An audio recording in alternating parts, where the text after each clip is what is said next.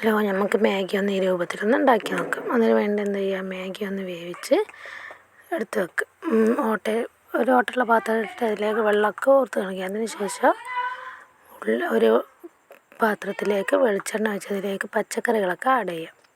പിന്നെ ഇതാ മാഗി മസാല അതിലേക്ക് എന്ത് ചെയ്യാം, ആഡ് ചെയ്യാം.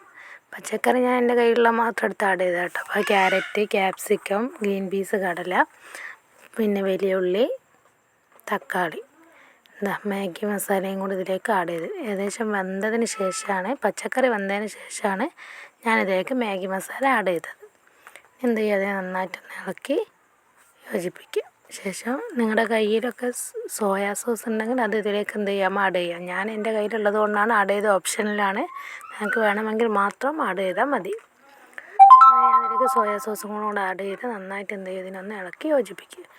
മാഗി നമ്മളിതാ വേവിച്ച് വെള്ളമൊക്കെ പോയതിന് ശേഷം ഇതെന്ത് ചെയ്യുക, അതിലേക്ക് ആഡ് ചെയ്യും. നന്നായി ഇതാ ഇളക്കി യോജിപ്പിച്ച് ഈ പരുവത്തിൽ അങ്ങനെ വിട്ട് ഇട്ടോട്ടത് ഇങ്ങനെ കൂട്ടി ഇങ്ങനെ കട്ട പിടിച്ചിട്ടില്ല. അത് കണ്ടില്ലേ, നല്ല രസമാണിത് കഴിക്കാൻ കേട്ടോ. അപ്പോൾ ഇഷ്ടപ്പെട്ടാൽ കമൻറ്റ് ചെയ്യുക, ലൈക്ക് ചെയ്യുക, സബ്സ്ക്രൈബ് ചെയ്യുക.